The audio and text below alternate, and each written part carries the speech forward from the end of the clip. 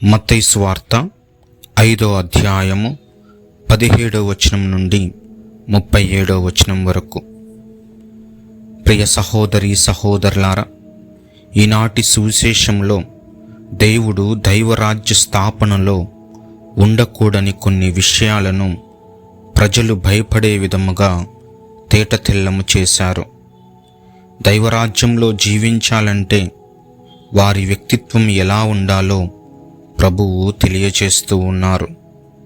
10 ఆజ్ఞలకు విరుద్ధముగా ఎవరైతే ప్రవర్తిస్తారో వారు పరలోక రాజ్యానికి అనర్హులుగా పరిగణింపబడతారు. అందులో ఇంకా కఠినమైన ఆజ్ఞలను ఎంతో నిష్ఠతో పాటించాలి. అవి ఏమనగా నరహత్య, మోహపు తలంపులు, కోపము, పగ అనేవి. ఇవన్నీ మనలను దేవునికి సంబంధించిన వారిగా చేయవు.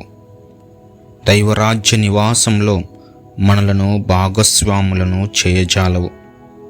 ఈరోజు దేవుడు కోపంగా కనిపించి ఉండవచ్చు, కానీ ఆయన కోపము దైవరాజ్య విలువలను, విశిష్టతను బోధిస్తూ ఉన్నాయి.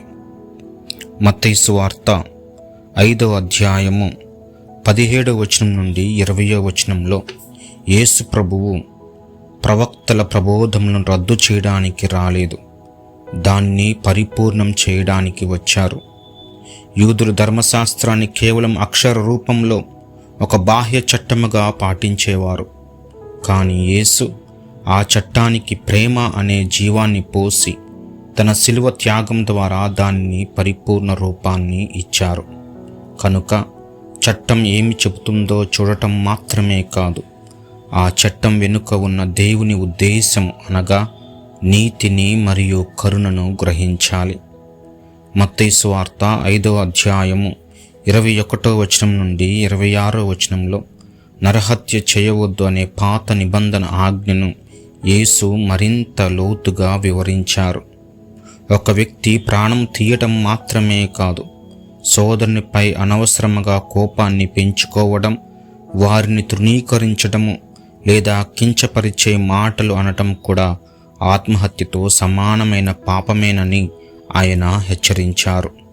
కనుక దేవునితో మన సంబంధం బాగుండాలంటే తోటివారితో మన సంబంధం సరిగ్గా ఉండాలి. మత్తయి సువార్త 5వ అధ్యాయం 27వ వచనం నుండి 32వ వచనంలో వ్యభిచారము చేయవద్దు అనే ఆజ్ఞను కేవలము శరీరానికి సంబంధించిన చట్టముగా కాకుండా అది మనస్సులో మొదలయ్యే నైతిక బాధ్యతగా వివరించారు. పరస్త్రీని మోహపు చూపుతో చూడడం అంటే మన హృదయపు అంతరాళంలో అప్పుడే పాపానికి చోటిచ్చినట్లేనని స్పష్టం చేశారు.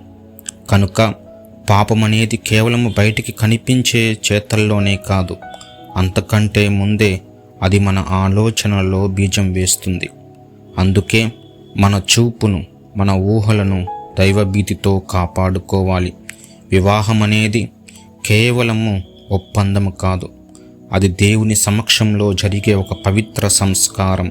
కనుక జీవిత భాగస్వామి పట్ల కేవలం శరీరంతోనే కాదు, ఆలోచనతో కూడా నమ్మకంగా ఉండటమే నిజమైన క్రైస్తవ శిష్యరికం. పాపానికి ప్రేరేపించే అవయవాన్ని తీసివేయమని యేసు చెప్పిన మాటల అర్థము పాపపు అలవాట్లను, ప్రలోభాలను వదులుకోవడానికి మనము కఠినమైన క్రమశిక్షణను పాటించాలని. మత్తయి సువార్త 5వ అధ్యాయము 33వ వచనం నుండి 37 వచనాలలో పాత నిబంధనలో అబద్ధపు ఒట్లు పెట్టుకోవద్దు అని ఉంది. కానీ యేసు ప్రభువు దానిని మరింత ఉన్నతమైన స్థాయికి తీసుకుని వెళ్ళారు. అసలు ఒట్టు పెట్టుకోవాల్సిన అవసరమే లేని విధముగా మన వ్యక్తిత్వం ఉండాలని బోధించారు. మనం ఎప్పుడూ సత్యాన్నే పలకాలి. మన మాట మీద మనకే నమ్మకం లేనప్పుడు ఇతరులను నమ్మించడానికి మనము ఆకాశం మీదో భూమి మీదో ఒట్లు పెట్టుకుంటాం. మీ మాట అవునంటే అవును, కాదంటే కాదు అని ఉండాలి. దీన్ని మించి పలికేది ఏదైనా అది దుష్టు నుండి వస్తుంది. మనం అబద్ధమాడినప్పుడు దేవుని మార్గం నుండి విడిపోతాము. మన మాటలలో స్పష్టత, మన ప్రవర్తనలో నిజాయితీ ఉండాలి. మనం ఒక మాట ఇచ్చామంటే దానికి కట్టుబడి ఉండటమే దేవునికి ఇచ్చే అతిపెద్ద గౌరవం. మనం దేని మీద ఒట్టు పెట్టుకున్నా అది మన ఆధీనంలో లేదు. ఆకాశము దేవుని సింహాసనం, భూమి ఆయన పాదపీఠము. మన తల వెంట్రుకలు కూడా మనము నలుపు లేదా తెలుపు చేసే పట్టణంలో పౌలు పలుకుతూ ఉన్నారు. మన వ్యక్తిగత జీవితాలు ప్రేమతో నిండి ఉండాలని, ఆ జీవితాలు దేవుని గూర్చి బోధించే విధముగా ఉండాలని తెలియజేస్తూ ఉన్నారు. దేవుని సన్నిధిలో లేదా దేవునికి ఇష్టమైన విధముగా అనగా పవిత్రముగా జీవించడం అనేది మన చేతుల్లోనే ఉన్నది. ఆ శక్తి మన చేతుల్లోనే ఉన్నది. కాబట్టి దేవుని ఆజ్ఞను అనుసరిస్తూ దేవుడు బోధించిన రీతిగా మన జీవితాలు నడుచుకోవాలని ప్రార్థిద్దాం. పితా, పుత్ర, పవిత్ర ఆత్మ నామమున ఆమేన్.